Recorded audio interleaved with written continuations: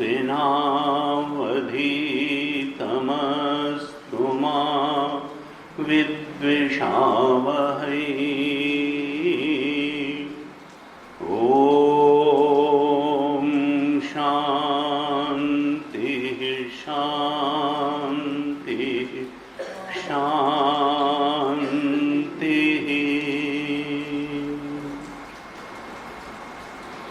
सदाशिवसमारम्भां शङ्कराचार्यमध्यमाम् अस्मदाचार्यपर्यन्तां वन्दे गुरुपरम्पराम्।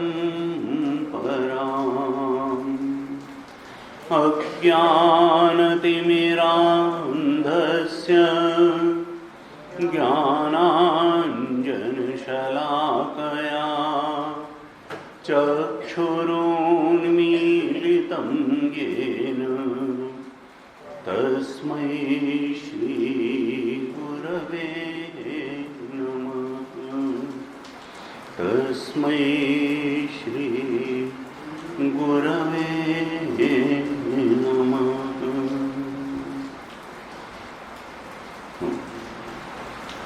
शांति मंत्र का पाठ करें। ओम भद्रं कर्णेभिः शृणुयाम देवाः।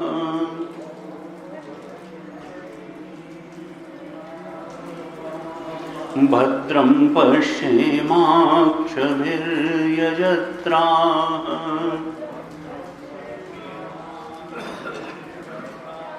स्थिरैरङ्गैस्तुष्टुवागंसस्तनूभिः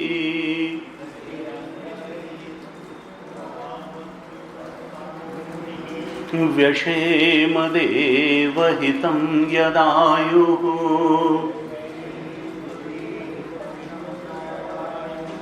स्वस्ति न इन्द्रो वृद्धश्रवाः।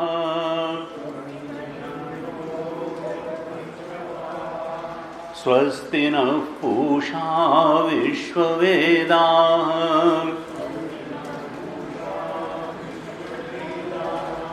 स्वस्ति नस्तार्क्ष्यो अरिष्टनेमिः।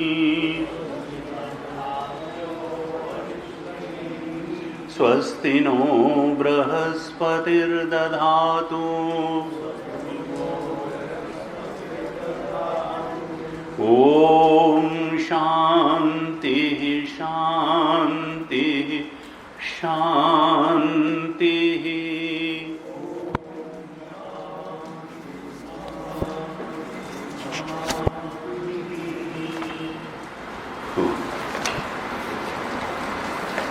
तीसरे मुंडक के पहले खंड के पहले मंत्र से पाठ करें। 3-1-1। द्वासुपर्णा सयुजा सखाया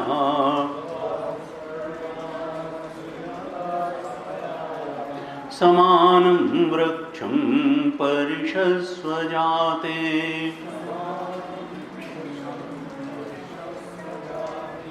तयोरन्यः पिप्पलं स्वाद्वत्ति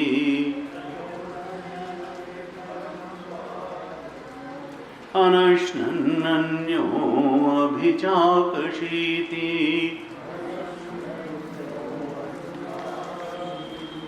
समाने वृक्षे पुरुषो निमग्नः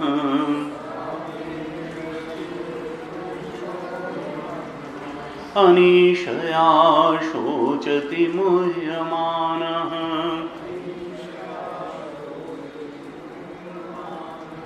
जुष्टं यदा पश्यत्यन्यमीशम्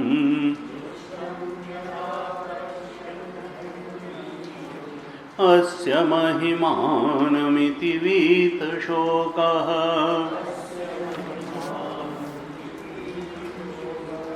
यदा पश्यः पश्यते रुक्मवर्णम्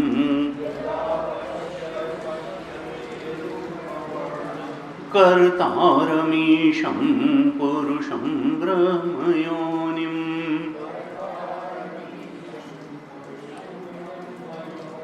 तदा विद्वान् पुण्यपापे विधूय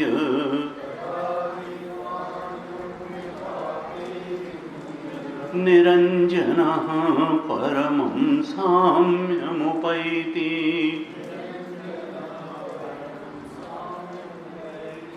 प्राणो ह्येष यः सर्वभूतैर्विभाति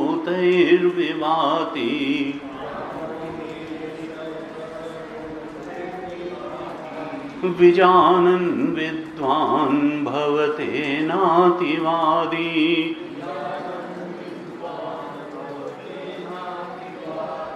आत्मक्रीड आत्मरतिः क्रियावान् एष ब्रह्मविदां वरिष्ठः।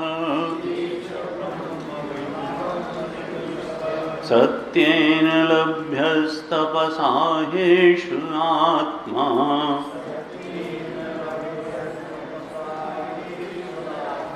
सम्यक् ज्ञानेन ब्रह्मचर्येण नित्यम्।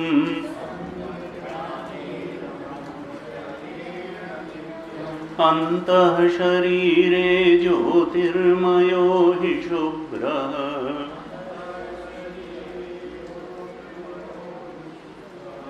यं पश्यन्ति यतयः क्षीणदोषाः। सत्यमेव जयते नानृतम् सत्येन पन्था विततो देवयानः।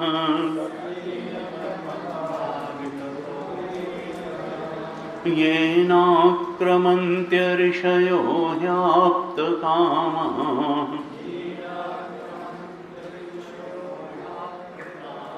यत्र तत्सत्यस्य परमं निधानम्।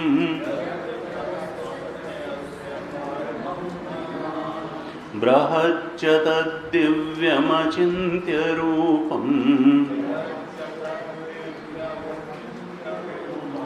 सूक्ष्माच्च तत्सूक्ष्मतरं विभाति।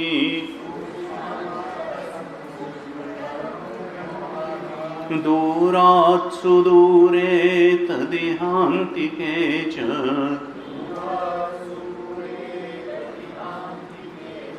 पश्यत्स्विहैव निहितं गुहायाम्। न चक्षुषा गृह्यते नापि वाचा नान्यैर्देवैस्तपसा कर्मणा वा।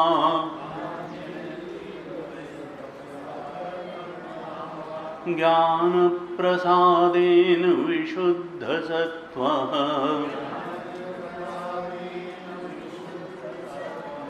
ततस्तु तं पश्यते निष्कलं ध्यायमानः।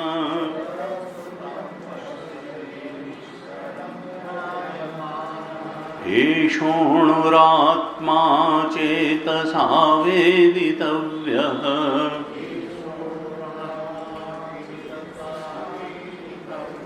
यस्मिन् प्राणः पञ्चधा संविवेश।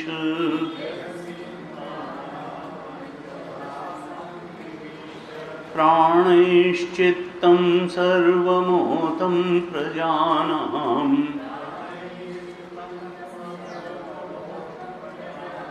यस्मिन् विशुद्धे विभवत्येष आत्मा।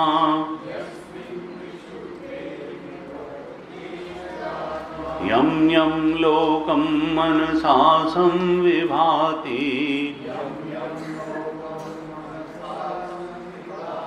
विशुद्धसत्त्वः कामयते यांश्च कामान्।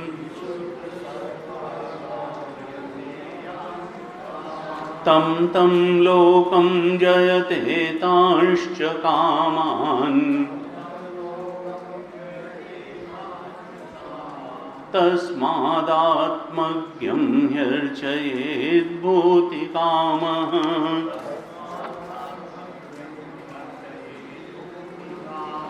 स वेदैतत्परमं ब्रह्मधामम्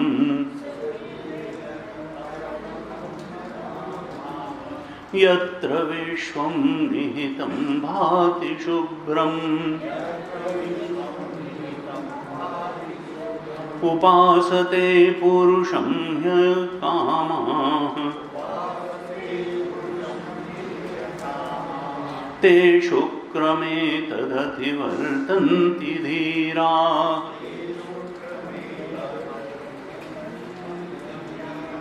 कामान्यः कामयते मन्यमानः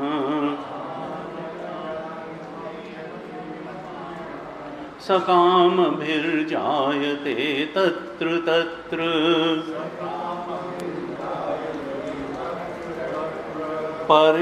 पर्याप्तकामस्य कृतात्मनस्तु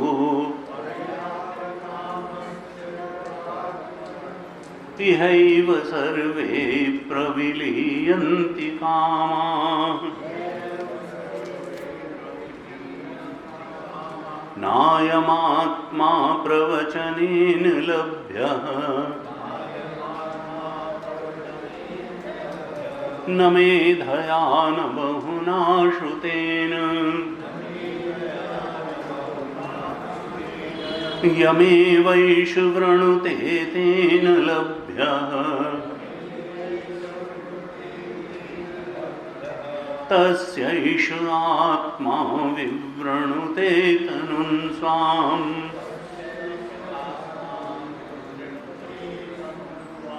नायमात्मा बलहीनेन लभ्यः न च प्रमादात् तपसो वाप्यलिङ्गात्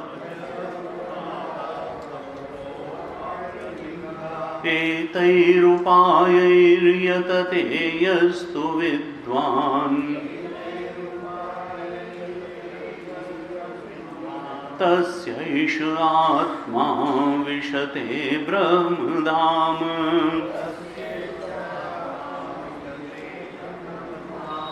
सम्प्राप्यैनं ऋषयो ज्ञानतृप्ताः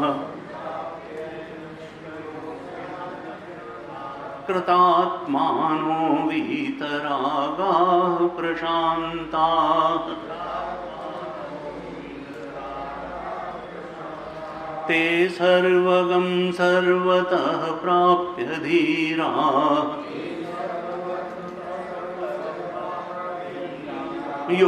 युक्तात्मानः सर्वमेवाविशन्ति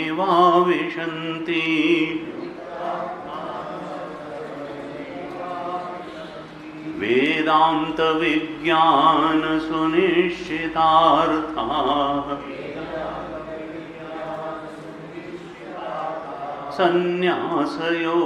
संन्यासयोगाद्यतयः शुद्धसत्त्वाः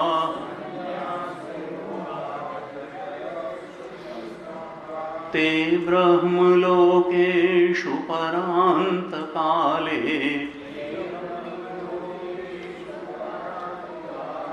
परामृताः परिमुच्यन्ति सर्वे गताः कलाः पञ्चदश प्रतिष्ठा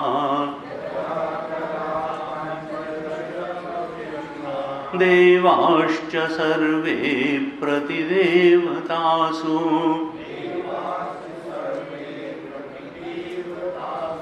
कर्माणि विज्ञानमयश्च आत्मा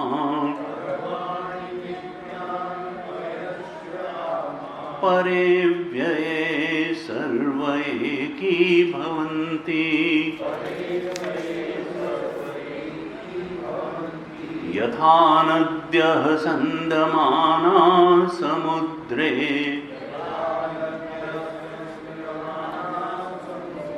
अस्तं गच्छन्ति नामरूपे विहाय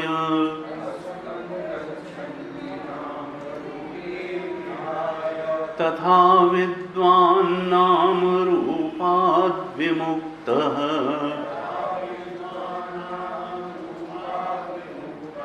परात् परं पुरुषमुपैति दिव्यम्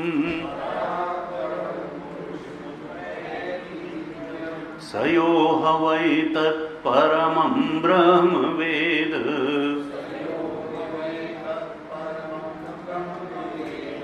ब्रह्मैव भवति न अस्य अब्रह्मवित् कुले भवति तरति शोकं तरति पाप्मानं गुहाग्रन्थिभ्यो विमुक्तो अमृतो भवति।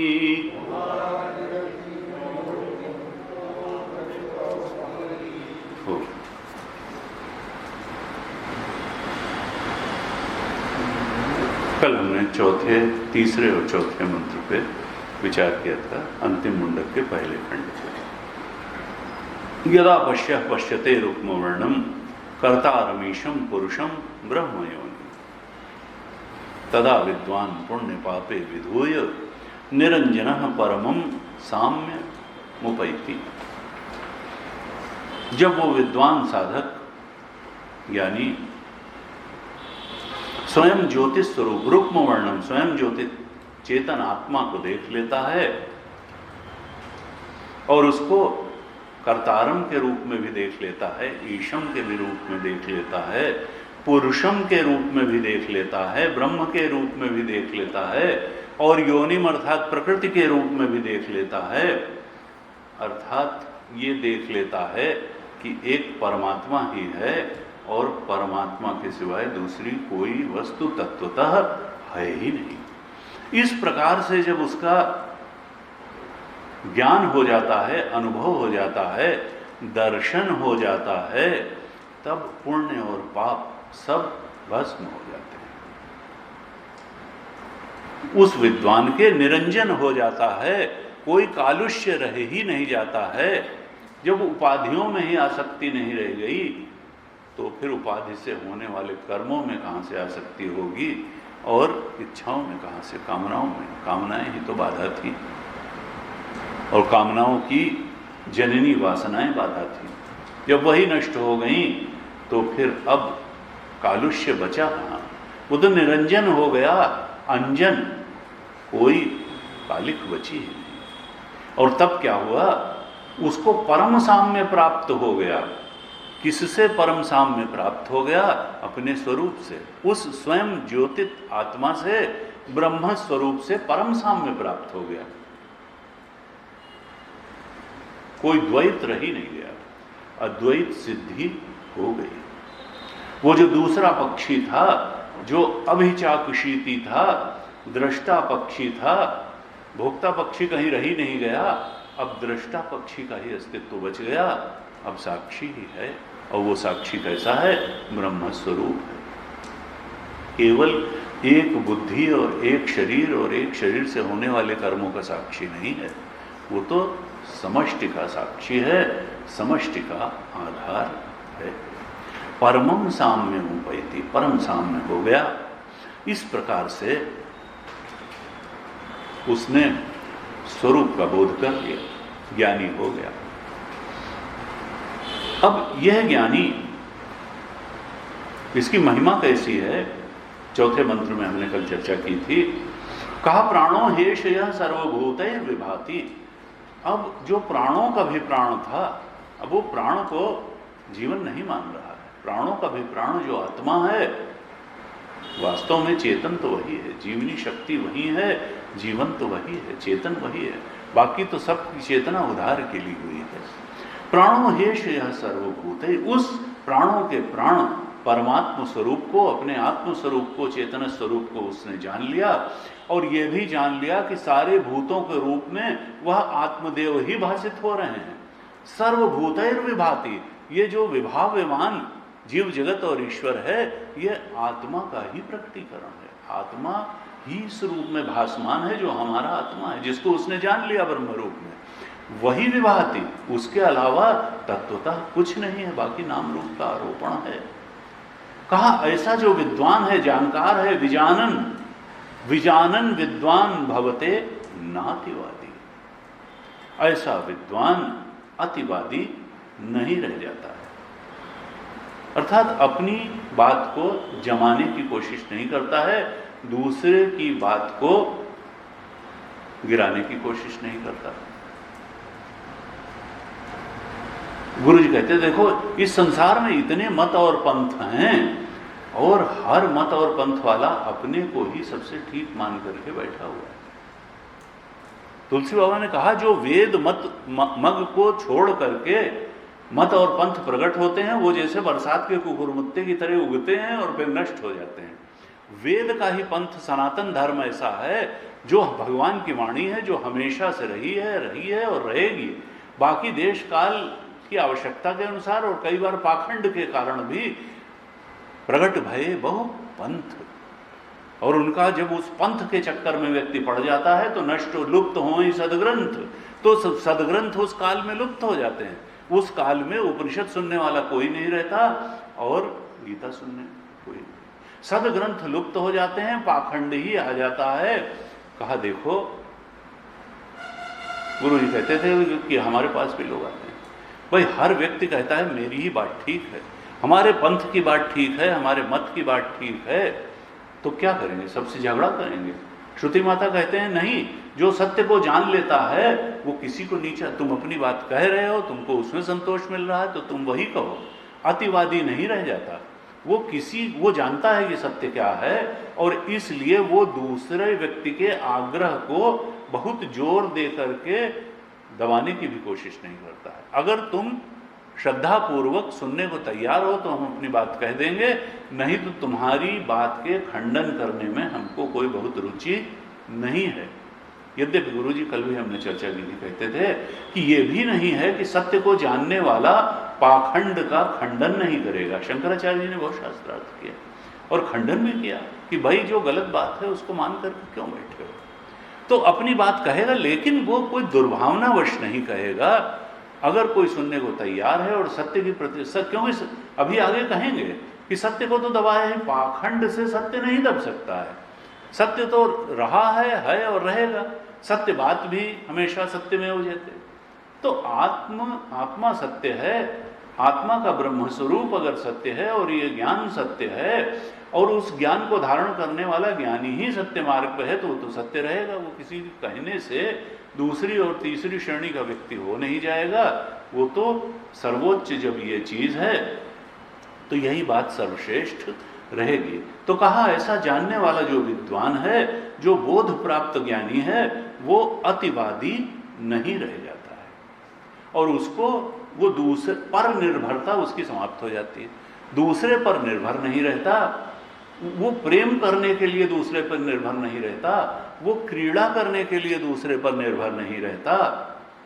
कहा आत्म क्रीड़ा, उसकी क्रीड़ा आत्मा में ही होती है। रासलीला में के प्रसंग में वास्तव में यही है। देखिए गोपियां तो कृष्ण लीला कर रही हैं क्योंकि उनके लिए वो भगवान है और वो गोपी हैं, लेकिन भगवान जो है वो गोपी लीला नहीं कर रहे हैं, वो आत्मरति ही कर रहे हैं। वो आत्म क्रीड़ा कर रहे हैं, आत्मरति कर रहे हैं, उनके लिए पराया कुछ है ही नहीं। और अंतर में अगर देखें तो हमारी वृत्ति है, वृत्ति तो उत्सुक है उस आनंद स्वरूप आत्मा में। ये वृत्ति गोपी ही है एक तरह से। वृत्ति तो कृष्ण को पाने के लिए बेताब है। वृत्ति चाहती है कि आत्म स्वरूप को हम अपने में समाहित कर लें, अपने में बटोर लें, अपने में समाहित कर लें आत्म स्वरूप को। लेकिन आत्म स्वरूप को वृत्ति में समाहित होने की कोई जरूरत थोड़ो है। वो तो आत्म स्वरूप तो आनंद स्वरूप है ही। वृत्ति आत्मा को पा करके अनुग्रहित होगी और उसमें लीन होकर के अनुग्रहित होगी। आत्मा को वृत्ति में लीन होने की कोई जरूरत नहीं है। आत्मा की महिमा वृत्ति के माध्यम से प्रकट जरूर हो सकती है, वृत्ति के माध्यम से आत्मा की महिमा प्रकट हो सकती है, लोक कल्याण का कारण बन सकती है। लेकिन आत्मा कहा ऐसा ज्ञानी आत्म क्रीड़ा आत्मरति, अपने उस आत्मा के ही प्रेम में संतुष्ट रहता है, मग्न रहता है, आत्मा की क्रीड़ा में ही संतुष्टि पाता है, तृप्ति पाता है, रमण पाता है। और क्रियावान ईश ब्रह्मविदाम वरिष्ठ, ये ब्रह्म ज्ञानियों में सबसे ऊपर है। ब्रह्म भाष्यकार ने जो भाष्य लिखा तो कहा विजानन, थोड़ा सा ये विजानन शब्द के बारे में भाष्य लिखा भाष्यकार ने, कहा विजानन विद्वान वाक्यार्थ ज्ञान मात्रेण, ये विजानन हुआ कैसे, ये ज्ञानी हुआ कैसे, विद्वान हुआ कैसे। कहा वाक्यार्थ ज्ञान मात्रेण, श्रुति वाक्यों के अर्थ के धारण मात्र से ही यह ज्ञानी हो गया। ज्ञान प्राप्त करने का मार्ग क्या बताया, वाक्यार्थ ज्ञान मात्र, जो वेदांत के वाक्य हैं उनके अर्थ के बोध में प्रतिष्ठित होने से ही ये ज्ञानी हो गया। नान्यः पंथा विद्यते, और कोई मार्ग नहीं है। जंगल जंगल घूमने से, देखिए कैसे कैसे चिन्मय मिशन से जुड़े हुए लोगों में भी ये भ्रांति रहती है। नहीं साहब, वो फला बाबा हैं ऋषिकेश में, अरे साहब क्या चेहरे पर तेज है, क्या तेज है चेहरे पे। बहुत देर जब कह चुके तो मैंने कहा भाई वो बताते क्या हैं, उन्होंने जो भी सिद्धि पाई उसका स्वरूप कुछ बताया, अपनी साधना का स्वरूप कुछ बताया, और दूसरे लोगों को किस प्रकार से साधना मार्ग का वो भी कुछ बताया, या खाली चेहरे का तेज ही है। चेहरे के तेज वाले तो बहुत हैं। गुरुदेव कहते थे देखो चेहरे का तेज जो है वो अच्छे भोजन और पर्याप्त विश्राम से मिलता है, उसके चक्कर में मत पड़ो। वो जो हमारे यहाँ एक बड़ा पुराना कहावत है कि जाति न पूछो साधु की, पूछ लीजिए ज्ञान, मोल करो तलवार का पड़ी रहने दो। ये तो म्यान है, पड़ी रहने दो म्यान, मोल करो तलवार का ज्ञान। गुरुदेव कहते थे ज्ञान में तेजस्विता होनी चाहिए, शरीर की तेजस्विता से कोई साधु का लक्षण नहीं है। शरीर की तेजस्विता, शरीर की तेजस्विता के चक्कर में मत पड़ो, ज्ञान की तेजस्विता को देखो। ज्ञान तेजस्वी होना चाहिए तब साधु ठीक है। शरीर की तेजस्विता तो हीरो हीरोइनों में भी होती है, वो संत थोड़े बहुत तेजस्वी होते हैं। भाई धर्मेंद्र क्या पुरुष सौंदर्य का अनूठा उदाहरण माने जाते थे, कैसे एक से एक खूबसूरत लोग हो गए, तो क्या वो संत थोड़े हैं। चेहरे की खूबसूरती से संत नहीं होता है, चेहरे की तेजस्विता से भी संत नहीं होता है। ज्ञान की तेजस्विता से संत होता है, बोध की तेजस्विता से संत होता है, आत्म ज्ञान में प्रतिष्ठा से संत होता है। कुछ बताओ तो भाई साधना का, नहीं साहब वो तो बद्रीनाथ चले जाते हैं और समझिए वो गुप्त हो जाते हैं, और जैसे ही बद्रीनाथ के कपाट खुलते हैं उसके थोड़े दिन पहले वो फिर ऋषिकेश चले जाते हैं। अरे भाई तो वहां जाकर के वो बर्फ में रहते हैं, बर्फ में रहते क्या भाई करते क्या, नहीं वो योगी हैं। योगी हैं तो फिर भाई कुछ बताएं तो किस तरह से योगी। नहीं साहब अस्पताल बनवा रहे हैं बहुत बड़ा वो, अरे भाई तो मुकेश अंबानी ने तो इतना बड़ा लीलावती अस्पताल बनवा दिया, तो क्या वो उनसे बड़े संत हो गए? अस्पताल बनवाने से कोई संत होता है? नहीं साहब हम तो संसारी आदमी हैं और हमको तो पैसे से ही, हम तो हमारा तो भाई आकर्षण, हमको भी हमारे जीवन का लक्ष्य पैसा है, तो जो है हमको तो, हम तो इसीलिए उनसे प्रभावित होते हैं कि इतना पैसा आ कहाँ से रहा है, इतना पैसा आ कहाँ से रहा है कि इतना बड़ा अस्पताल बनवाए दे रहे हैं। बताइए अस्पताल बनवाने से बड़ा संत होगा, कहाँ से पैसा आ रहा है? हम तो मरे जा रहे हैं इंडस्ट्री लगा के, तो उतना पैसा नहीं कि एक स्कूल बनवाना मुश्किल पड़ रहा है, और वो जो हैं वो अस्पताल बनवाए दे रहे हैं इतना बड़ा, तो पैसा कहाँ से आ रहा है? इसका मतलब कि कोई सिद्धि जरूर है, कुछ समझ में नहीं आता, दान देते कोई दिखाई नहीं देता है और अस्पताल इतना बड़ा बन रहा है, जरूर बड़े संत हैं। श्रुति क्या कहती है? भाई देखो झांसे में मत आओ, तो होंगे, कोई सिद्धि होगी, हम नहीं कहते, कोई सिद्धि होगी, कोई चमत्कार होगा, लेकिन कहिए तात सो परम विरागी, तृण सम सिद्धि तीन गुण त्यागी।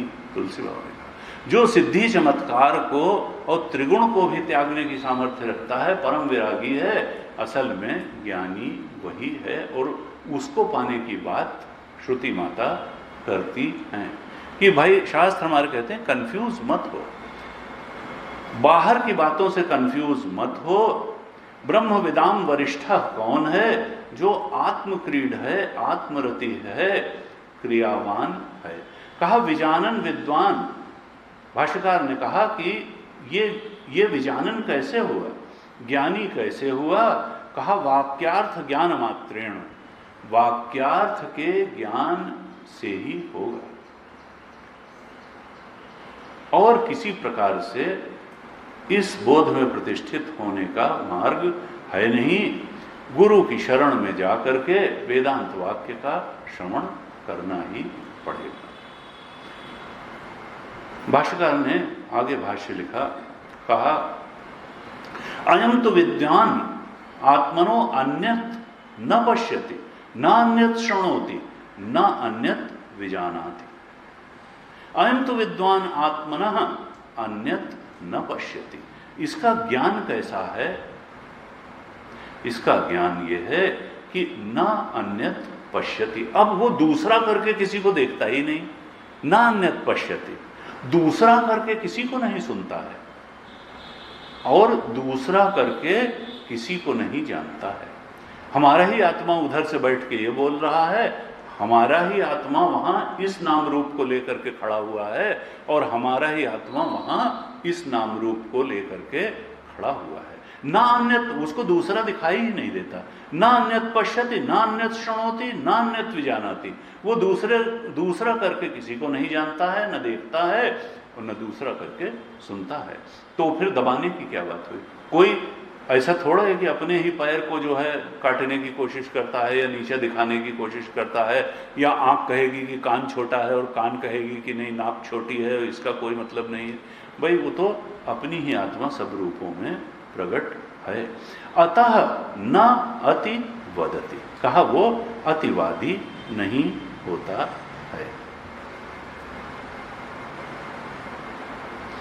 भाष्यकार ने क्रियावान के ऊपर भी थोड़ा भाष्य लिखा। कहा कि देखो न ही बाह्य क्रियावान आत्मरति च भवितुम शक्ता। अगर बाह्य क्रिया में कोई बहुत आसक्त है तो आत्मरति में उसके बाधा पड़ेगी। बाह्य क्रिया अंत में लिखा न ही बाह्य क्रियावान आत्मरति च भवितुम शक्तः। बहुत क्रियावान अगर है, बाहर बहुत क्रियाशील है, तो आत्मबोध में, आत्मरति में प्रतिष्ठित होने में मुश्किल होगी। कहा कश्चित बाह्य क्रिया निवृत्तो ही आत्मक्रीडो भवति। जो बाह्य क्रिया से थोड़ी निवृत्ति लेता है वही आत्मक्रीडा वाला हो पाता है। बाह्य क्रिया आत्मक्रीडयो विरोधात्, क्योंकि बाह्य क्रीड़ा में और आत्म क्रीड़ा में थोड़ा विरोध है। किस लिए कह रहे हैं भाष्यकार ये? और कितना विरोध है? कहते हैं न ही तमः प्रकाशयोः युगपत एकत्र स्थिति संभवती। जैसे प्रकाश और अंधकार की एक साथ उपस्थिति संभव नहीं है, इसी प्रकार से बहुत ज्यादा बाह्य क्रिया और आत्म क्रीड़ा भी संभव नहीं है। अर्थात थोड़ा निवृत्ति परायण जीवन होना ही चाहिए, तब आत्मबोध में व्यक्ति प्रतिष्ठित होगा। किस लिए कह रहे हैं? क्योंकि एक विचारधारा ये हो गई कि नहीं, जगत में बहुत कर्मठता होना बहुत आवश्यक है। कहा कि भाष्यकार क्या कहना चाहते हैं कि देखो समुच्चय संभव नहीं है। कर्म और ज्ञान का समुच्चय एक साथ अनुष्ठान संभव नहीं है। कर्म का अनुष्ठान पहले कर लो, उससे अंतःकरण की शुद्धि कर लो और उसके बाद गुरु की शरण में जा करके तुम आत्मज्ञान को प्राप्त करो। ये बहुत कर्मठता और आत्मबोध एक साथ संभव नहीं है। और उन्होंने क्या कहा? तमः प्रकाशयो। ये तो अंधकार और प्रकाश की, देखिए कर्म बहिर्मुखी बनाता है व्यक्ति को और होना है अंतर्मुख। आत्मा अंतरतम का बोध है और कर्म हमेशा बाह्य क्रीड़ा का होता है। कहा तस्मात् प्रवृत्ति एवं एतेन ज्ञान कर्म समुच्चय प्रतिपन्न। कहा कि क्रियावान शब्द से ज्ञान क्रिया का समुच्चय का समझना ठीक नहीं है। ज्ञान क्रिया का समुच्चय, क्योंकि इसी श्रुति में कहा है कि अन्यवाचो विमुंचत। देखो, जब आत्मज्ञान के लिए प्रयास करो तो बहुत बाह्य क्रीड़ा में तुम आसक्त मत हो। संन्यास योगात्, अभी हमने पढ़ा था, वेदांत विज्ञान सुनिश्चितार्था संन्यास योगात्। संन्यास योग कहते हैं कि देखो, गीता जी में भी कहा 6ठे अध्याय के 2, 3, 4 श्लोक में क्या कहते हैं? भगवान ने कहा 6ठे अध्याय में, यम संन्यासमिति प्राहु योगम तम विद्धि पांडव। जिसको कर्मयोग कहते हैं, असल में सांख्य योग भी उसी को कहते हैं। सांख्य योग का मतलब ज्ञान योग, कोई बहुत अंतर नहीं है दोनों में। यम संन्यासम इति प्राहु, योगम का मतलब कर्मयोग। जिसको संन्यास योग अर्थात ज्ञान योग कहते हैं, जिसके लिए ज्ञान योग के लिए संन्यास आवश्यक होता है, क्योंकि बाह्य क्रीड़ा से थोड़ा आत्म क्रीड़ा की तरफ बढ़ना है तो थोड़ा कर्माशक्ति छोड़नी पड़ेगी। लेकिन भगवान ने क्या कहा? देखो, इनको कुछ बहुत अलग अलग मानो भी मत, क्योंकि एक के बाद एक आएंगे। यम संन्यासमिति प्राहु योगम तम विद्धि पांडव। जिसको संन्यास शब्द से मैं कह रहा हूं, तुम उसी को योग भी समझो। क्यों? न ही असन्यस्त संकल्प योगी भवति कश्चन। क्योंकि योगी बनने के लिए भी बाहर बहुत कुछ नहीं करना है, अंदर करना है। और अंदर क्या करना है? अपने संकल्पों में कमी लानी है, इच्छाओं में कमी लानी है, कामनाओं में कमी लानी है। बहुत कामनाओं के रहते हुए कोई योगी नहीं हो सकता। न ही असन्यस्त संकल्प, जब तक संकल्पों से छुटकारा नहीं होगा, जब तक संसार चिंतन ही बहुत करते रहेंगे, संसार की कामनाएं ही बहुत करते रहेंगे, तब तक योगी नहीं हो पाएंगे। अब भगवान 3, 4 श्लोक में वहां क्या कहा कि प्रथम साधना का चरण है कर्मयोग। आरुरुक्षो मुनेर योगम कर्म कारणम उच्यते। आरुरुक्ष का मतलब है योगारूढ़ होने की इच्छा वाला। जो योग में आरूढ़ होना चाहता है, योगी बनना चाहता है, आत्मज्ञानी बनना चाहता है, उसके लिए प्रथम चरण में कर्म कारण उच्यते। कारण का मतलब साधन। उसके लिए यज्ञ कर्म ही साधन है, जो अभी शुरुआत में है, साधना की शुरुआत में है।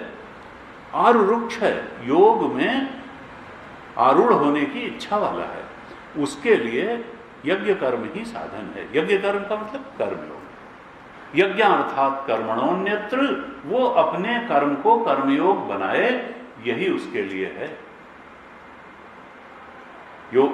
यज्ञ अर्थात कर्मणोन्यत्र लोकोयम कर्म बंधना। जिस प्रकार से अगर कामना प्रेरित कर्म करेगा तो वो तो बंधन का कारण होगा। पहले कामना प्रेरित कर्म, असन्यस्त संकल्प हो करके थोड़ा कर्तव्य कर्म करे, ईश्वरीय प्रेरणा से कर्म करे, ईश्वरार्पित कर्म करे, लेकिन कर्म करे। कर्म कारण उच्यते, कर्म ही उसके लिए साधन है। प्रथम चरण में जो योग पर आरूढ़ होने की इच्छा वाला है। लेकिन कहा कि एक बार अगर योग पर आरूढ़ हो गया, अंतःकरण शुद्ध हो गया, आरुरुक्ष हो गया, आरुरुक्षो मुनेर योगम कर्म कारण उच्यते योगारूढ़स्य तस्यैव शमः कारणम उच्यते। एक बार अगर कर्मयोग की साधना से अंतःकरण शुद्ध हो गया, तब उसके लिए साधना क्या है?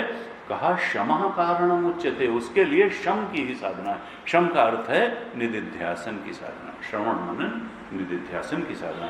एक बार अगर योग पर आरूढ़ हो गया, अंतःकरण शुद्धि हो गई, तो अब गुरु चरणों में बैठ करके श्रवण मनन निदिध्यासन करे। योगारूढ़स्य तस्यैव शमः कारणम उच्यते। अब आत्मचिंतन रूप निदिध्यासन ही उसके लिए साधन है। अब तो मन की समता प्राप्त करके उससे आत्मा से साम्य प्राप्त करना है। फिर भगवान चौथे श्लोक में क्या कहते हैं वहां कि यदा ही न इंद्रियार्थेषु न कर्मसु अनुषज्यते सर्व संकल्प सन्यासी योगारूढ़स्तदुच्यते। योगारूढ़ कौन हो? आरुरुक्ष से योगारूढ़ की यात्रा कौन सिद्ध करेगा? योग में पूरी तरह से प्रतिष्ठित कौन हो गया? आत्मज्ञान में पूरी तरह से प्रतिष्ठित कौन हो गया? कहा सर्व संकल्प सन्यासी, जिसकी कामनाएं अब रह ही नहीं गई, सारी सांसारिक कामनाएं समाप्त हो गई। सर्व संकल्प सन्यासी योगारूढ़स्तदोच्यते। वही जो दूसरे अध्याय में स्थिति प्रज्ञ की का लक्षण बताया था कि प्रजहाति यदा कामान सर्वान पार्थ मनोगतान आत्मनिएव आत्मना तुष्ट स्थित प्रज्ञस्तदोच्यते। कहा योगारूढ़स्य तस्य यदा हि नेन्द्रियार्थेषु, और सर्व संकल्प सन्यासी जो होगा जिसकी कामनाएं चली गई, कहा अब इंद्रिय के विषयों में उसकी आसक्ति नहीं हो जाएगी और न कर्मसु अनुषज्यते, न कर्म में आसक्ति रह जाएगी, क्योंकि कर्म से भोग ही तो प्राप्त होता है। अब भोग, सबसे बड़ा भोग आत्मभोग प्राप्त हो गया तो अब कर्म का कोई अर्थ नहीं रह गया। जब आत्मभोग प्राप्त हो गया, आनंद की प्राप्ति के लिए ही तो कर्म किया जाता था। अब संसार के लिए कर्म करने का कोई मतलब नहीं रह गया, अब तो डिवाइन प्रेरणा से ही कर्म होगा और जो सबसे बड़ी चीज पानी थी वो पानी। यहां कहा भगवान भाष्यकार ने कहा क्रियावान, यहां क्रियावान शब्द से क्या कह रहे हैं कि वो श्रवण मनन निधिध्यासन रूपी क्रिया ही उसकी होगी। बाहर बहुत क्रिया करता हुआ नहीं दिखाई देगा। गुरु जी कहते थे भाई देखो, तीन तरह के लोग होते हैं संसार में, एक तो कर्मासक्त होते हैं और एक आरुरुक्ष होते हैं और एक योगारूढ़ होते हैं।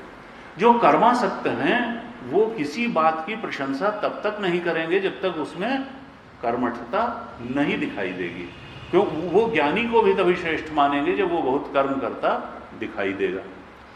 कहा देखो, ये प्रथम तरीके के लोग तो कर्मासक्त हैं और दूसरे हैं आरुरुक्ष, जो जानते हैं कि भाई कर्म को कर्मयोग बनाया जा सकता है, उससे आत्मशुद्धि प्राप्त की जा सकती है। तो ये लोग थोड़े होते हैं, कर्मासक्त सबसे ज्यादा होते हैं, उससे कम होते हैं आरुरुक्ष, और जो योगारूढ़ हैं वो तो बहुत कम होते हैं। लेकिन उन्होंने कहा कि देखो, शास्त्र के प्रेरणा से अगर चलोगे तब कर्मासक्त से आरुरुक्ष और आरुरुक्ष से योगारूढ़ की स्थिति में तुम जा सकते हो। शास्त्र साधना संसार के चरणों में बैठ करके नहीं होती, शास्त्र और सदगुरु के चरणों में बैठ करके होती है। ये गुरु जी बार बार कहते हैं। देखो, साधना के लिए अगर तुम संसार के ही पीछे भागते रहोगे तो कभी सर्वोच्च की प्राप्ति तुमको होगी नहीं।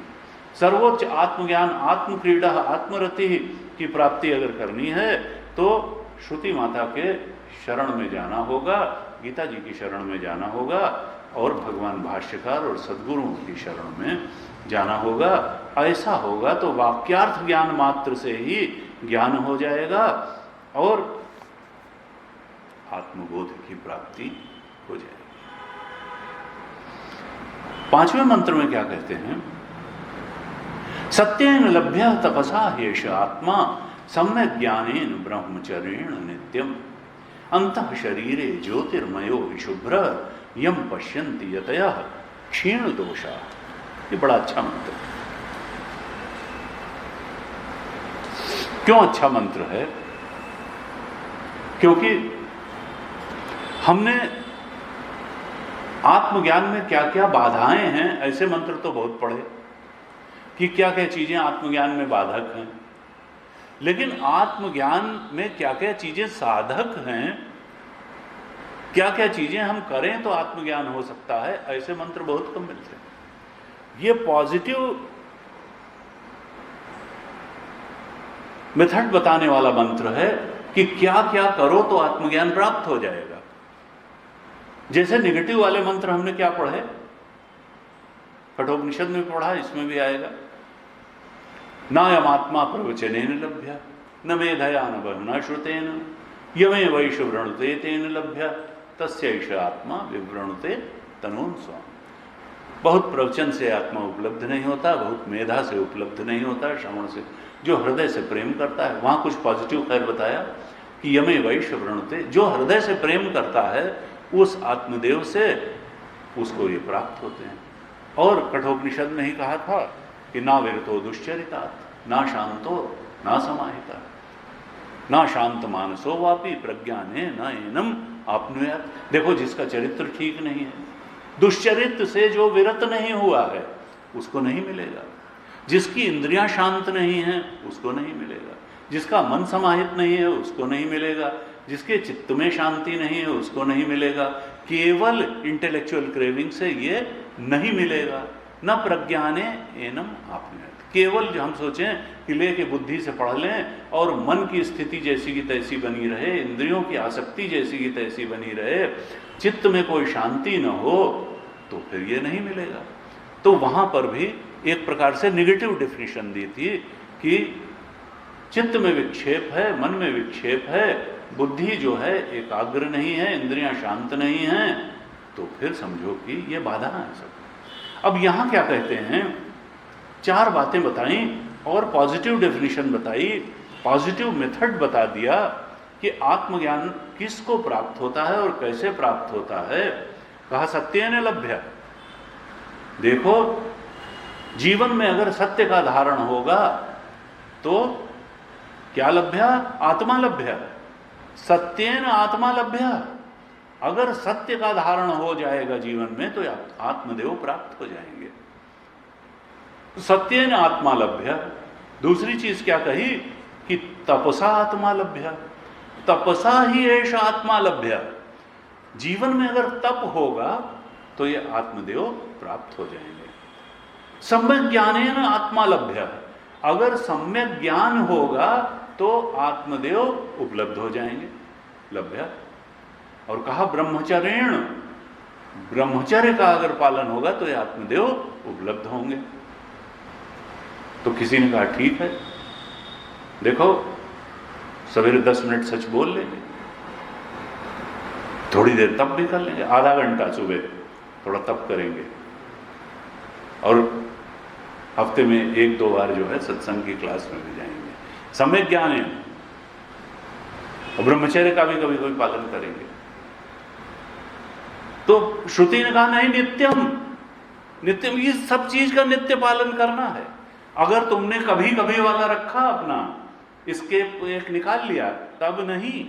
सत्य का पालन नित्य रूप से, तप का पालन नित्य, सम्यक ज्ञानेन नित्यम, ब्रह्मचर्येण नित्यम। देखो, नित्यम सबके साथ लगाना पड़ेगा। नित्यम करोगे तब आत्मदेव उपलब्ध होंगे। और कहाँ उपलब्ध होंगे? कहीं बाहर उपलब्ध होंगे? कहा नहीं, अंतः शरीर, शरीर इस देह के अंतर ही वो उपलब्ध हो जाएंगे। और कोई वो छुपे हुए नहीं, ज्योतिर्मयो है शुभ्र, बिल्कुल चमकदार हैं, वो प्रकाशित हो रहे हैं, तुम पहचान नहीं पा रहे हो उनकी महिमा को। ज्योतिर्मयो हुई शुभ्र, वो शुद्ध हैं। तुम्हारा मन मलिन हुआ होगा, बुद्धि मलिन हुई होंगी, इंद्रियां मलिन हो, वो नहीं मलिन हुए, वो शुद्ध हैं, शुभ्र हैं, उनमें कभी कोई मलिनता छू ही नहीं गई। तुम अपने मन को शुद्ध कर लो उनके जैसा, तो मन तो वही निकलने वाला है, उनके अलावा कहाँ है। शुद्ध हैं, ज्योतिर्मय हैं। कहा कौन देखता है उनको? तो कहा यतया, जो यति लोग हैं। यति का अर्थ क्या है? सन्यासी। यति का अर्थ है जिसने सब कुछ, जिसने उसी को परम और चरम लक्ष्य, कल हमने चर्चा की थी, भगवान ने कहा मत परमा, मत परमा, जिसने उसी को परम लक्ष्य मान लिया, उसी को सबसे बड़ी चीज मान ली, और उसके पाने, उसके और उसके लक्ष्य में के बीच में जो भी बाधा है उसको दूर करने को तैयार है, वही यति है। संन्यास क्यों लिया उसने? भाष्यकार ने तो सत्य के लिए भी कह दिया, भाष्य लिखा तो कहा अधुना सत्य आदीन भिक्षो सम्यक ज्ञान सहकारीण साधिनानि विधीयन्ते निवृत्ति प्रधानानि। कहा देखो भिक्षो, ये जो सम्यक ज्ञान, मुख्य क्या है आत्मज्ञान में? मुख्य उपाय क्या है? सम्यक ज्ञान। सम्यक ज्ञान होगा तो ये तो असल में मुख्य साधन है। साक्षात साधन तो ज्ञान ही है, साक्षात साधन ज्ञान है, और बाकी क्या है? सहकारी साधन है उसके। सत्य है, तप है, ब्रह्मचर्य है, ये सहकारी साधन है। लेकिन ये सहकारी साधन किधर इशारा करते हैं? निवृत्ति परायण जीवन की तरफ इशारा करते हैं। और निवृत्ति परायण जीवन कौन जीता है? सन्यासी या भिक्षुक। ये शास्त्र क्या कहता है? भिक्षु निवृत्ति परायण जीवन की आवश्यकता क्यों बताते हैं? शास्त्र कहता है कि देखो, ये भिक्षा वृत्ति जो लेता है, सन्यास वृत्ति लेता है, शास्त्र द्वारा ये वृत्ति अनुमन्य है। किस लिए अनुमन्य है? कि अब अपने समय और ऊर्जा का हम पूरा निवेश उस परम लक्ष्य की प्राप्ति के लिए ही करेंगे। अपने पूरे जीवन का निवेश हम उसी को पाने के लिए करेंगे, और इसलिए हमने भिक्षा वृत्ति ली है। अर्थात जो भिक्षा वृत्ति है वो मोक्ष की इच्छा से प्रेरित होनी चाहिए। शास्त्र कहता है अगर मुमुक्षु है और वो भिक्षा वृत्ति लेता है तो उसके लिए अनुमन्य है। लेकिन अगर मुमुक्षु नहीं है, संसार से ऊब करके उसने भिक्षा वृत्ति ली है, तब बजाय लाभ होने के उस वृत्ति से हानि हो जाएगी। इस बारे में भी शास्त्र बहुत सचेत करता है कि अगर मोक्ष की इच्छा नहीं है, अगर मुमुक्षु नहीं है और ये वृत्ति उसने ले ली भिक्षा वृत्ति, तब फिर लाभ की जगह हानि हो जाएगा। और अगर मोक्ष की इच्छा है तब तो भिक्षु यतया क्षीण दोषा। ऐसे सन्यासी फिर क्या करते हैं? क्षीण दोषा हो जाते हैं। भाष्यकार कहते हैं कि देखो, अधुना सत्य आदीनि भिक्षो सम्यक ज्ञान सहकारीण साधनानि विधीयन्ते निवृत्ति प्रधानानि। ये जो सत्य आदि सम्यक ज्ञान के सहकारी साधन श्रुति बता रही हैं, ये मुक्ति का साक्षात साधन तो सम्यक ज्ञान ही है, लेकिन इस सम्यक ज्ञान के जो सहकारी साधन हैं उनमें थोड़ा निवृत्ति का जीवन होना चाहिए। जब तक निवृत्ति का जीवन नहीं होगा तो व्यक्ति अपरिग्रही नहीं होगा। अपरिग्रही का मतलब है कम में काम चलाने वाला। जितना जरूरत है उतना कपड़ा खरीदना, जितना जरूरत है उतना भोजन करना, जितना जरूरत है उतना सामान रखना। अप्रतिबद्ध नहीं होगा, वो अपने लक्ष्य के प्रति पूरी तरह प्रतिबद्ध है और भगवान के प्रति शरणागत है। कहते हैं, भाष्यकार ने कहा सत्य का अर्थ क्या है? उन्होंने कहा कि ये कोई सच बोलने का अभ्यास करने के लिए श्रुति नहीं कह रही है। कहा सत्येन अनृत त्यागेन मृषा वदन त्यागेन लभ्य प्राप्तव्य। सत्य का अर्थ अनृत त्याग ही है, झूठ बोलना छोड़ना है।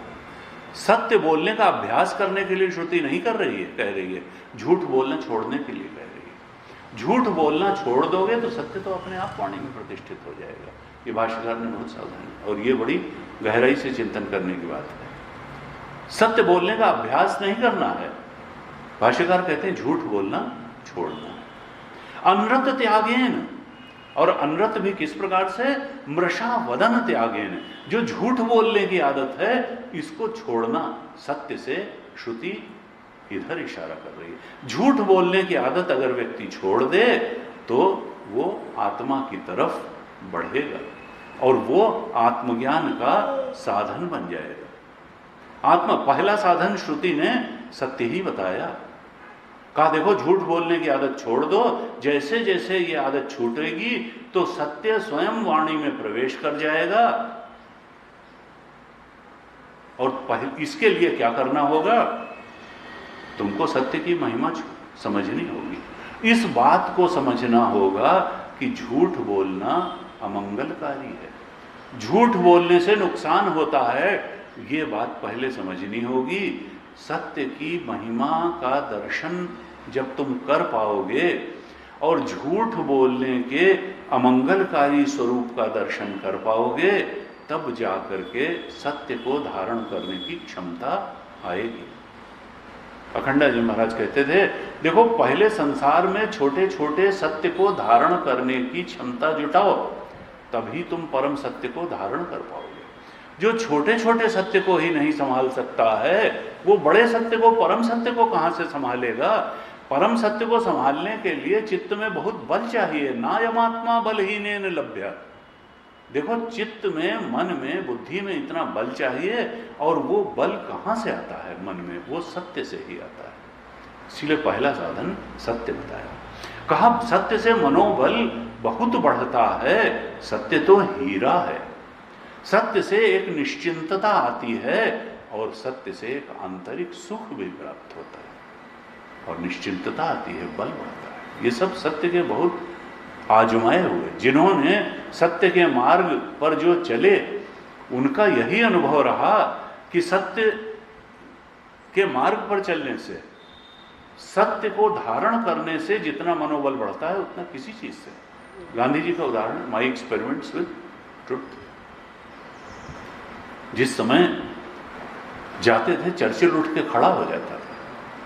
कौन सा व्यक्तित्व था वो? कहीं कोई ब्रिटिश एम्पायर के प्रधानमंत्री थोड़े थे, कुछ भी नहीं थे, एक नेता थे, लंगोटी लगाए। सत्य का ही तो बल था। जिस समय अपराधी के रूप में कोर्ट में खड़े होते थे और अपनी बात को कहते थे बिना लाग लपेट के, तो जज कहता था व्यक्तिगत रूप से मेरी पूरी इच्छा है कि आप छूट जाएं, लेकिन जिस कानून से मैं बंधा हुआ हूं, तो मुझे तो दंड देना पड़ेगा आपको। यद्यपि व्यक्तिगत रूप से मैं चाहता हूं कि आप छूट जाते तो बहुत अच्छा था, लेकिन कानून से बंध करके मुझे दंड देना पड़ेगा। तो सत्य में इतना बल होता है। कहा कि देखो, और सत्य का आनंद भी होता है। अगर सत्य दुखद होता तो कोई सत्य से प्रेम कर ही नहीं सकता था। गुरु जी कहते थे, देखो हम किसी भी दुख देने वाली चीज से प्रेम नहीं कर सकते हैं, ये हमारा स्वभाव ही है, चाहे हमारा लड़का ही क्यों ना हो। एक बार उसको बर्दाश्त करेंगे, 2 बार बर्दाश्त करेंगे, 4 बार, लेकिन अगर कोई लगातार हमारे दुख का कारण बन रहा है, हम उससे कभी प्रेम कर नहीं सकते। सत्य भी अगर हमारे दुख का कारण बनता तो हम उससे कभी प्रेम नहीं कर सकते थे। लेकिन वास्तविकता यही है कि सत्य जो है बहुत गहरे आंतरिक सुख का कारण बनता है, और इसलिए व्यक्ति सत्य से प्रेम कर पाता है। आदतवश वो भले झूठ बोले या भ्रांतिवश झूठ को बड़ी बात मानता रहे। श्रुति माता क्या सावधान करती हैं कि देखो तुम्हारे जीवन का वास्तविक गौरव सत्य में प्रतिष्ठित होने से है, झूठ के त्याग में है, और ये छोटी मोटी चीज नहीं है, ये तो आत्मा में ले जाकर के प्रतिष्ठित कर देगी।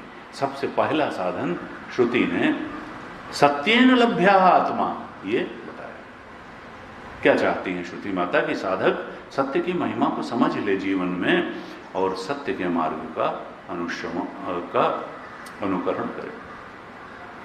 गुरु जी कहते थे कि भाई देखो, सत्य बोलने के लिए यह होगा कि तुमको बहुत दबाव में भी रहना पड़ सकता है। कई बार छोटी छोटी बात में आवेश करने वाला सत्य पर टिका नहीं रह सकता है। वास्तव में इसके लिए कई साधनाएं करनी पड़ जाएंगी सत्य में प्रतिष्ठित होने के लिए। हमको आवेशी स्वभाव छोड़ना पड़ेगा, अगर है क्रोध करने का स्वभाव छोड़ना पड़ेगा, आवेश का स्वभाव छोड़ना पड़ेगा, किसी भी विषय पर बहुत आयामों से विचार करने की क्षमता जुटानी पड़ेगी, नहीं तो समझ ही नहीं पाएंगे सत्य है क्या और झूठ क्या है। कई बार लोग कहते थे कि जो आधा अधूरा झूठ है सत्य है, अर्थात जो झूठ है उसी को सत्य मान के बोलते चले जाते हैं। तो पहले हमको बहुत विचारशीलता भी बनानी होगी कि वास्तव में सत्य है क्या और झूठ है क्या। तो विचार की क्षमता बहुत होगी, तब हम झूठ और सच के बीच में फर्क कर पाएंगे, नहीं तो हम सच झूठ को ही सच मान के कई बार बोलते रहेंगे। तो कहा, गुरु जी कहते थे कि भाई देखो, जो सत्यवादी है उसको बहुत गंभीर होना पड़ेगा, उसको धैर्य वाला होना पड़ेगा, उसको बहुत मैच्योर होना पड़ेगा, परिपक्व होना पड़ेगा, और बहुत आग्रह वाला भी नहीं कि हमारी ही बात जमाई जाए, स्वीकार कर लो, अगर हम गलती पर थे तो स्वीकार कर लें, बहुत बहुत आग्रही नहीं होना पड़ेगा, निराग्रही होना पड़ेगा। इस तरह से कहा कि देखो, और राग द्वेष भी नहीं करना, ये भी नहीं। अगर बहुत राग द्वेष के चित्त वाला है तो सत्य पे टिका नहीं है, वो तो जिससे राग है उसके लिए झूठ बोल देगा, जिससे द्वेष है उसका नुकसान करने के लिए झूठ बोल। तो सत्य धारण करने के लिए न जाने कितनी कितनी हमको उसके एस्पेक्ट्स हैं और कितनी कितने व्यक्तित्व के गुणों की आवश्यकता होगी, और अगर हम उस पर डटे रहे तो निश्चित रूप से हमको एक निश्चिंतता जीवन में आएगी, एक सूक्ष्म प्रकार के आंतरिक सुख की अनुभूति होगी, हमारा मनोबल बहुत बढ़ जाएगा और हम आत्मा की तरफ बढ़ेंगे। भाष्यकार ने कहा, सत्येन अनृत त्यागेन मृषावदन त्यागेन लभ्य प्राप्तव्य। मृषावदन, झूठ बोलने का त्याग साधक को करना चाहिए, श्रुति ऐसा उपदेश करती है। फिर क्या कहती है श्रुति? तपसा येष आत्मा लभ्य। जीवन में सत्य के बाद दूसरा बात क्या बताती है श्रुति? आत्मज्ञान के लिए तप। तप क्या है? तो जैसे हम जानते हैं, सारे संतों ने कहा, देखो तप जो है उसमें थोड़ा कष्ट का एलिमेंट होना चाहिए, थोड़ा कष्ट का एलिमेंट तो होना, थोड़ा तपने की बात तो होनी चाहिए। और तपना शरीर का तपना, भास्कर को शरीर को तपाना बहुत जो है, ये आत्मज्ञान के लिए जिस तप की बात श्रुति माता कर रही हैं उसमें शरीर को तपाने का बहुत महत्व नहीं है। भाष्यकार ने कहा, भाष्य लिखा, किंच तपसा ही इंद्रिय मन एकाग्रतया मनश्च इंद्रियाणाम च ही एकाग्र्यम परमम तपः। का देखो तप का अर्थ क्या है? इंद्रिय और मन की एकाग्रता, इंद्रिय और मन की एकाग्रता, यही तप है। दूसरी श्रुति स्मृति कोट की भाष्यकार ने, और उसमें कहा गया है मनश्च इंद्रियाणाम च ही एकाग्रम परमम तप। स्मृति में कहा परम तप क्या है? मन और इंद्रियों की एकाग्रता ही परम तप है। अर्थात आंतरिक तप की बात कर रहे हैं, बाह्य तप की बात नहीं कर रहे हैं। हम लोग कई बार तप जब की बात सोचते हैं तो सोचते हैं शरीर को तपाओ, और हमारे यहाँ तो परंपरा मेरी पंचाग्नि तपते हैं, खड़ेश्वरी बाबा हैं, हाथ ऊपर किए हैं, अरे भाई बड़े तपस्वी हैं। कोई निर्वस्त्र हो करके बरगद के नीचे बैठ गया, लो अरे बड़े तपस्वी संत हैं। वही जैसे कहा कि वो बद्रीनाथ में बर्फ में, भाई बर्फ में रहते हैं। अब मैं उत्तरकाशी में था तो एक दिनेशानंद जी थे, वो उत्तरकाशी में 7 साल रहे और निर्वस्त्र रहते थे, और आते नहीं थे नीचे, और सड़क तो बंद हो जाती है, वो वहीं अपना बर्फ में रहते थे और निर्वस्त्र रहते थे। 7 साल रहे, हम मिले तब वो नीचे आ चुके थे। भटवाड़ी के पास ही मल्ला एक गांव है, वहाँ गंगा किनारे लोगों ने उनकी कुटी बना दी थी वहाँ रहते। 7 साल रहने के बाद उनको हो गई डायबिटीज़ और उनको हो गया पैरालिसिस। गए दिल्ली, डॉक्टरों ने कहा कि आपकी अवस्था अब बहुत हो गया, अब उम्र बढ़ गई, अब अगर आप इस तरीके की, ये शरीर जो है चाहे जिसका हो, ये इतनी भ्रांति फैली हुई है। उन्होंने कहा खबरदार जो आप जो है वहाँ नग्न रहे और बर्फ में रहे, बहुत ये सब कहने की बात है कि भाई वो मुंह तो खुला रहता है -40 पे, तो मुंह में ठंड नहीं लगती है, तो अरे तो और जगह गर्म रहता है तो मुंह का ब्लड भी वहाँ से सर्कुलेट होकर गर्म हो जाता है, और जगह तो गर्म रहता है, आप कपड़े पहने रहते हैं तो चेहरा थोड़ा बर्दाश्त कर लेता है, खुला रहकर ठंडक। नीचे आ गए और कंबल ओढ़ के धूप में बैठे रहते थे फिर। तो इस तरीके से अब लोग जो है ऐसी बना लेते हैं, और उनसे बात करिए तो खैर कई बार वही होता है कि संत तो कह देता है। अभिलाष दास जी बहुत अच्छे संत, तो शरीर नहीं रहा उनका, तो वो भी कहते थे, वो ध्यान मार्ग वाले थे, कबीर पंथ के। तो उनका एक बार एक साधु मिले, वो खड़े ही रहते थे। तो बाग में थे, वही मचान ऐसे जो झूला बना लेते हैं उस पर रख के। कहने मैं गया, मैंने कहा भाई कितने, तो 25 साल से खड़े थे। तो उनसे पूछा कि भाई आपका कुछ ज्ञान हुआ क्या, बोध क्या हुआ आपको, आपकी प्राप्ति क्या हुई? कुछ आत्मा वगैरह, तो लिख लिख के बात भी करते, मौन भी रहते। कुछ जानते हैं आत्मा वगैरह का कुछ बोध हुआ? तो उन्होंने साफ कह दिया कि नहीं हुआ। तो उन्होंने कर दियो, अब 25 साल खड़े रहने का क्या फायदा? तो ये है कि जो शुद्ध संत हैं, उस बोध में प्रतिष्ठित संत हैं, उनके मार्गदर्शन पर उस मार्ग से हम चलेंगे तो कुछ अचीवमेंट होगा। भाष्यकार बहुत सचेत करते हैं कि देखो श्रुति और स्मृति क्या कहती है कि मनश्च इंद्रियाणाम च एकाग्रम परमं तप। देखो इस संसार के चिंतन से, इंद्रिय और आसक्ति से मन और इंद्रियों को हटाना और परमात्मा चिंतन में लगा देना, अभ्यासेन तो कौन्तेय वैराग्येण च गृह्यते, इससे बड़ा दूसरा तप है ही नहीं। बाह्य तप से आंतरिक तप बहुत महत्वपूर्ण है, बहुत ज्यादा सार्थक है। और इसके लिए करना क्या पड़ेगा कि भाई मन और इंद्रियों के संयम, अगर इंद्रियों के पीछे मन चला और मन के पीछे बुद्धि चली तो ये तो तप नहीं हुआ। तप कब होगा कि विवेक जागृत हो। बुद्धिम च सारथिम विद्धि, विवेक जागृत हो, अर्थात बुद्धि जो है बिल्कुल सही और गलत समझने में समर्थ हो, और बुद्धि की बात मन माने और मन की बात इंद्रियां माने।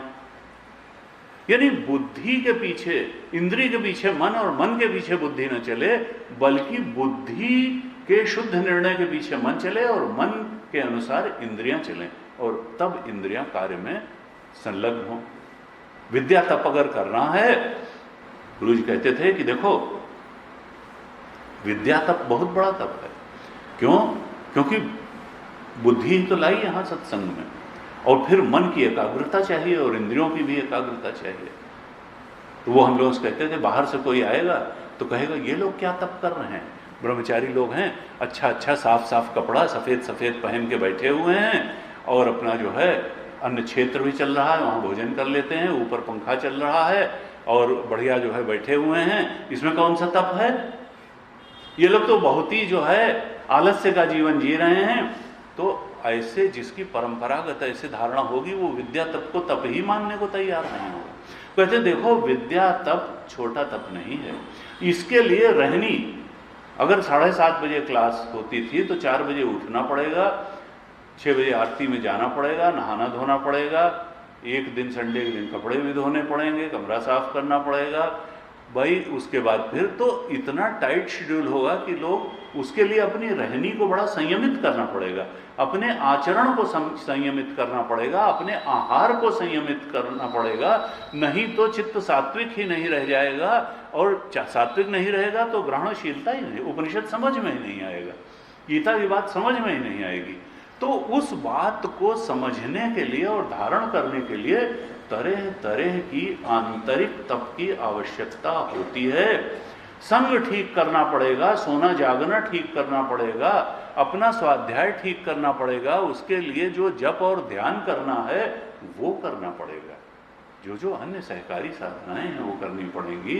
तो कहा कि देखो ये जो आंतरिक तप है ये बहुत महत्वपूर्ण है। बाहर का तप भाष्यकार ने तो लिख ही दिया, कहा मनश्च इंद्रियाणाम चाहिए एकाग्रम परमं तप, परम तप है मन और इंद्रियों की एकाग्रता, इससे बड़ा तप नहीं है। फिर कहा तद ही अनुकूलम आत्मदर्शन अभिमुखी भवात, ये जो मन और इंद्रियों की एकाग्रता रूपी तप है ये साधक को आत्मदर्शन के अभिमुख कर देता है, यानी उसका मुंह आत्मा की तरफ कर देता है, आत्मा की तरफ बढ़ा देता है। और कहा परमम साधनम तपः, ये समझो परम साधन है, ये जो मन और इंद्रियों की एकाग्रता रूपी तप है ये आत्मज्ञान के लिए परमम साधनम तपः, परम साधन है। भाष्यकार ने परम साधन कह दिया तप को, इस मन और इंद्रियों की एकाग्रता रूपी तप को। कहा ऐसा तप जो है वो आत्मज्ञान के लिए परम साधन है, और क्या नहीं है कह दिया न इतरत, इससे अलग जो तप तुमने अगर कोई कॉन्सेप्ट लेके बैठे हुए हो तो वो नहीं है। और फिर कह दिया चांद्रायण आदि, कृष्ण चांद्रायण व्रती होता है जिसमें 16 कौर भोजन से शुरू किया जाता है, 1 कौर भोजन तक जाया जाता है, फिर 1 कौर से शुरू करके फिर 16 कौर तक जाया जाता है। इस प्रकार यानी शरीर को तपाने, केवल उपवास आदि को हमने अगर तप मान रखा है और शरीर के तपाने की क्रियाओं को ही तप मान रखा है तो कहा उससे आत्मज्ञान में बहुत ज्यादा लाभ नहीं होने वाला है। न इतरत, यहां परमम तप क्या है? मन और इंद्रियों की एकाग्रता रूप तप ही परम तप है और यही परम साधन है आत्मज्ञान का। कहते हैं कि ये जो 4 साधन बताए, सत्य, तप, सम्यक ज्ञान और ब्रह्मचर्य, कहा इन सब के साथ एष आत्मा लभ्य इति अनुषंगा सर्वत्र, इन सब के साथ ये जोड़ देना चाहिए कि एष आत्मा लभ्य, सत्य से भी एष आत्मा लभ्य, तप से भी एष आत्मा लभ्य और ब्रह्मचर्य से भी एष आत्मा लभ्य। इन तीनों से आत्मदेव प्राप्त हो जाते हैं। फिर क्या कहते हैं? तीसरा साधन क्या? याद रखें कि प्रधान साधन सम्यक ज्ञान ही है, साक्षात साधन वही है। अब सत्य के बारे में भाष्यकार ने भाष्य लिख दिया, तप के बारे में भाष्य लिख दिया, अब ब्रह्मचर्य के बारे में कहते हैं सम्यक ज्ञान के बारे में पहले कहते हैं सम्यक ज्ञानेन यथाभूत आत्म दर्शनेन। सम्यक ज्ञान का मतलब क्या है कि आत्मा जैसी है वैसा ही जानना, मनमानी ढंग से आत्मा को नहीं जान लेना। अर्थात इशारा किधर है कि जब तक आत्मा को ब्रह्म रूप में नहीं जाना तब तक उसके वास्तविक स्वरूप में आत्मा को नहीं जाना। अगर हमने केवल अपने अंदर उस चेतना के रूप में ही आत्मा को जान लिया तो अभी यथाभूत आत्मदर्शन नहीं हुआ। वो आत्मा सर्वाधिष्ठान है, वो जगत का भी सत्य है, ईश्वर का भी सत्य है, वो इस सृष्टि का एकमात्र सत्य है। जब तक उस आत्मदेव को अद्वैत सत्य के रूप में, एकमात्र तत्व के रूप में नहीं जाना तब तक यथाभूत आत्मदर्शनम नहीं होगा और हमको उसके ब्रह्मस्वरूप तक को जानना है, तब सम्यक ज्ञान होगा। केवल अब साक्षी को अगर अपने अंदर जान लिया, उसको व्यक्ति के साक्षी के रूप में जान लिया तो अभी सम्यक ज्ञान नहीं है, उसको एकमात्र सत्य के रूप में जानना है, सर्वाधिष्ठान के रूप में जानना है। तो ये बताया भगवान ने, भाष्यकार ने सत्य के बारे में बता दिया, तप के बारे में बता दिया, सम्यक ज्ञान का स्वरूप बता दिया और अब ब्रह्मचर्य के बारे में कहते हैं। ब्रह्मचर्य की अन्य जगह भाष्यकार ने अलग अलग परिभाषाएं दी। कहीं कहा ब्रह्मचर्य का अर्थ है अंतेवासी, गुरुकुल में जाकर के गुरु के साथ रहना, यह ब्रह्मचर्य है। कहीं कहा कि गुरु की शुश्रूषा, यानी गुरु की बात मानना, गुरु के सानिध्य में रहना, ये ब्रह्मचर्य है। यहां पर ब्रह्मचर्य की परिभाषा भाष्यकार ने क्या दी, जो सामान्य रूप से हम लोग समझते और जानते हैं। कहा मैथुन असमाचारेण, अर्थात जो स्त्री पुरुष का परस्पर मिथुन भाव है उसका समाचरण न होना, यही ब्रह्मचर्य है। यहां पर कहा, अब गुरु जी कहते थे कि भाई इसको क्यों एक आवश्यकता बता दिया गया ब्रह्मचर्य को, जो मिथुन भाव है स्त्री पुरुष का, इसको निगेट क्यों कर रहे हैं, इसको बाधा क्यों बता रहे हैं, इससे अलग जाने को क्यों कह रहे हैं। तो गुरु जी कहते थे देखो ऐसा है कि हमारे जीवन में बहुत बहुत राग हैं, बहुत से राग होते हैं, बहुत सी आसक्तियां होती हैं और ज्यादातर आसक्तियां तो जड़ पदार्थों से होती हैं। धन से आसक्ति होती है, मकान से आसक्ति होती है और गाड़ी से आसक्ति होती है, संपत्ति से आसक्ति होती है। अन्य आसक्ति के सारे केंद्र जड़ होते हैं। धन हमसे कोई आसक्ति नहीं रखता, मकान हमसे कोई आसक्ति नहीं रखता, गाड़ी हमसे कोई आसक्ति नहीं रखती है। धन दूसरे की जेब में चला जाएगा, वो अपना उसकी तरह से व्यवहार करेगा। मकान हम बेच दें, मकान हमसे कभी नहीं कहेगा कि हमको क्यों बेच रहे हो, क्यों छोड़ रहे हो, वो जो आके रहने लगेगा मकान थोड़ा कहेगा कि भाई, न गाड़ी कहेगी गाड़ी को बेच आओ, गाड़ी थोड़ा कहेगी कि 7 साल हम तुम्हारे पास रहे क्यों बेचते हो न। देखो बाकी सब जो आसक्तियां हैं वो जड़ विषय से हैं। और जड़ विषय की, क्योंकि उधर से कोई आकर्षण नहीं है, हमारा ही आकर्षण है, हम ही उससे बंधे हुए हैं, और हम अगर उसको छोड़ना चाहें तो वो हमारे ऊपर कोई दबाव नहीं डालेगा। न गाड़ी दबाव डालेगी, न मकान दबाव डालेगा, न धन दबाव डालेगा, तुम छोड़ना चाहते हो छोड़ दो, न जो है उधर से कुछ नहीं है, हम चाहें तो उसको भूल सकते हैं। तो जड़ की आसक्ति छोड़ना अपेक्षाकृत बहुत आसान है। लेकिन ये जो मिथुन भाव है, स्त्री पुरुष का भाव जो है, इसमें दोनों सजीव हैं, इसमें जड़ नहीं है कोई, इसमें दोनों सचेतन हैं, दोनों जीवित हैं। आप अगर छोड़ना भी चाहें राग तो दूसरा आदमी नहीं छोड़ने देगा, दूसरा आदमी नहीं, वो उसकी स्थिति गाड़ी और मकान और धन की नहीं है, राग जो है दोनों तरफ से है। कहा ये जो है, और ये तीव्र, इसीलिए ये तीव्रतम राग है, इससे बड़ा कोई राग नहीं माना गया, ये तीव्रतम राग है। अन्य आसक्तियां जो हैं वो भूल जाती हैं, यहां तीव्रतम राग है, यहां आकर्षण सबसे ज्यादा है। और श्रुति माता क्या कहना चाहिए कि एब्जॉर्ब तो होना था आत्मा में, और एब्जॉर्ब हो गए सांसारिक संबंध में, आपसी संबंध में। तो क्या हुआ कि आसक्ति का केंद्र बदल गया, एब्जॉर्ब होने का आलंबन बदल गया। आलंबन होना था आत्मा, और आलंबन हो गया परस्पर मिथुन भाव। तो गुरु जी कहते थे कि देखो, जो विवाह पर आधारित जो मिथुन संबंध है, उससे ही निकलने में 30-35 साल लग जाते हैं, जिम्मेदारी आ जाती है, बच्चे हुए, अब वो सेटल होंगे। कहते थे कि देखो, और अगर कहीं विवाहेतर संबंध के चक्कर में व्यक्ति पड़ गया, तब तो समझो सत्यानाशी ही है, फिर वो आत्मदर्शन से बहुत दूर चला जाएगा, तब वो आत्मदर्शन से बहुत दूर चला जाएगा। गुरु जी कहते थे कि देखो, आत्मज्ञान कोई गृहस्थाश्रम का दुश्मन नहीं है। गृहस्थाश्रम, वो कहते थे भाई हम सब लोग जो है, चाहे जितना बड़ा से बड़ा सन्यासी हो, सब गृहस्थों के ही बच्चे हैं। तो गृहस्थाश्रम की इसमें कोई निंदा नहीं है आत्मज्ञान में, कि गृहस्थाश्रमी जो है वो आत्मज्ञानी नहीं हो सकता है। वो कहते थे कि देखो, केवल श्रुति एक सावधान करने के लिए कह रही है कि तुम अपनी आसक्ति का केंद्र, अपनी भक्ति का केंद्र, अपने चरम लक्ष्य आत्मा को अगर बनाना चाहते हो, तो संसार से राग को थोड़ा ढीला करना पड़ेगा, विवेक से तुमको देखना पड़ेगा कि लक्ष्य क्या है। किसी को नीचा दिखाने की बात नहीं है, किसी की निंदा की बात नहीं है, लेकिन यह आत्मज्ञान का सहयोगी साधन है। भाष्यकार ने लिखा कि देखो, ये जो 4 साधन बताए, सत्य बताया, तप बताया, सम्यक ज्ञान बताया, ब्रह्मचर्य बताया,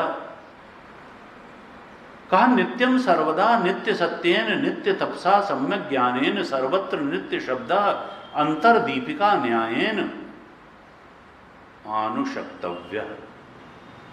ये जो नित्य शब्द है, इसको चारों साधनों के साथ लगाओ, नित्य शब्द को चारों साधनों के साथ लगाओ। सत्येन नित्यम, तपसा नित्यम, सम्यक ज्ञानेन नित्यम और ब्रह्मचर्येण नित्यम।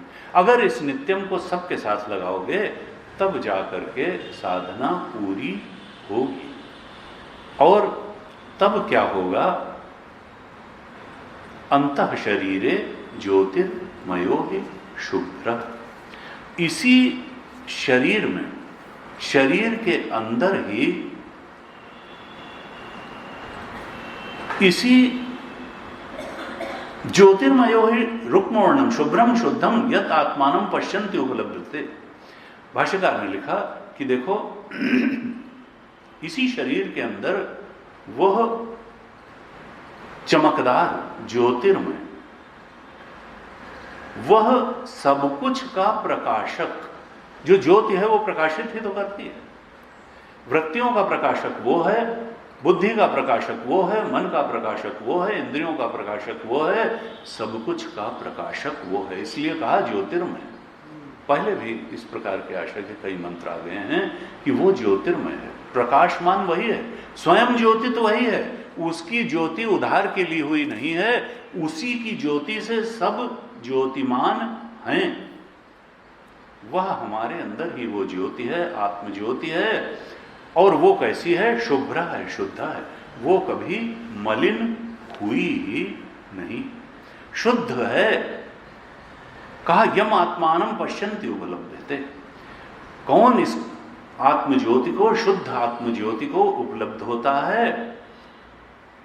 तो देखिए, पहली पंक्ति में साधन बताया, 4 साधन बता दिए और नित्यम सबके साथ लगा दिया। दूसरी पंक्ति में आत्मदेव के लक्षण बता रहे हैं और कहां मिलेगा वो स्थान भी बता रहे हैं। अंतः शरीरे मिलेगा और लक्षण क्या है? ज्योतिर्मय है और शुद्ध है, शुभ्र है। और फिर बताते हैं कि कौन पाएगा? यतया, और केवल देखना है, अज्ञान है और उसका नाश होकर के ज्ञान और पश्यन्ति है, देखना भर है, उसको अभी देख नहीं पा रहे हैं। यम पश्यन्ति, ऐसे साधनों को अपनाने वाला इस शरीर में ही उस ज्योतिर्मय शुभ्र को देख लेगा। और फिर बताते हैं कि कौन? यतया क्षीण दोषा, वो यति लोग, वो निवृत्त परायण जीवन जीने वाले। यतः, भाष्यकार भाष्य लिखते हैं, यतः यतनशीला सन्यासिना, जो यति लोग हैं जिनका स्वभाव ही बन गया है साधना करना, यतनशीला, जो साधना में तत्पर हैं, प्रयास पूर्वक साधना कर रहे हैं। गुरु जी कहते थे, देखो जब साधना की हर चीज की आदत पड़ जाती है, जैसे संसार के काम करने की आदत पड़ जाती है, ऐसे ही साधना करने की भी आदत पड़ जाती है। जिस दिन उनको साधना करने का अवसर न मिले उस दिन उनको अच्छा नहीं लगता है। कहा प्रेम हो जाना चाहिए, साधना से प्रेम हो जाना चाहिए और साधना का स्वभाव बन जाना चाहिए। अगर स्वभाव बन गया है तभी श्रुति उसे यति कहती है, यतनशीला कहती है। सन्यासिना, जिनका स्वभाव ही बन गया है साधना करना। गुरु जी कहते थे, देखो केवल कैंप में आकर के और सब लोग बैठे हैं तो हम भी बैठ गए, सब लोग सुन रहे हैं तो हमने भी सुन लिया, फिर सब लोग जो है रूम में चले गए तो हम भी चले गए। औपचारिकता करने से श्रुति कहती है कि बात नहीं बनेगी, साधना का स्वभाव बन जाना चाहिए। यतयो यतनशीला सन्यासिना, कहा क्षीण दोषा, जिनके दोष क्षीण हो गए हैं। कौन से दोष क्षीण हो गए हैं? भाष्यकार ने उदाहरण दिया, क्षीण क्रोधादि चित्तमलाह, जो क्रोध आदि चित्त के मल हैं वो जिनके चले गए हैं, क्रोधादि चित्तमलाह जिनके क्षीण हो गए हैं, वो यतनशीला सन्यासिना हैं। यतया क्षीण दोषा, कहा सा आत्मा नित्यम सत्यादि साधन ही सन्यासी भी लभ्यते। ऐसे सत्य आदि साधनों से, जो 4 साधन बताए, उनसे जो यत्नशील साधक हैं वो इस शरीर के अंदर ही पा लेते हैं उस ज्योतिर्मय शुभ्र आत्मा को। और फिर भाष्यकार सावधान करते हैं, न कादाचित कई सत्यादि भी लभ्यते, जो कादाचित कई हैं, जो सत्य आदि साधन, भाई हम कभी कभी सत्य बोलते हैं, कादाचित है जिनमें कभी सत्य बोलते हैं, कभी ऐसे तप कर लेते, उनको नहीं, नित्यम कादाचित कह सत्यादि लभ्यते, कहा ये वो नहीं जो इनका स्वभाव बन गया। कहा सत्यादि साधन से स्तुत्यर्थो अयम अर्थवादा। ये जो मंत्र है ये आत्मज्ञान और उनके साधनों की प्रशंसा करने के लिए श्रुति ने कहा, जिससे साधक प्रेरित हो इन साधनों को अपने जीवन में धारण करने के लिए और उस आत्मबोध में प्रतिष्ठित होने के लिए। तो ये बड़ा अच्छा मंत्र है। इसमें जो है 4 पॉजिटिव साधन भी बता दिए गए, आत्मा का स्वरूप भी बता दिया गया, और यतया क्षीण दोषा, कहा कि जिसके चित्त के मल क्षीण होंगे वह जिसका स्वभाव साधना का बन जाएगा उधर बढ़ेगा, पूरे वेग से उसको ये आत्मयोग उपलब्ध हो जाएंगे। बड़ा व्यवहारिक ज्ञान देने वाला आज ही। ओम पूर्णमदः पूर्णमिदं पूर्णात् पूर्णमुदच्यते पूर्णस्य पूर्णमादाय पूर्णमेवावशिष्यते। ओम शांति शांति शांति। हरि ओम श्री गुरुभ्यो नमः।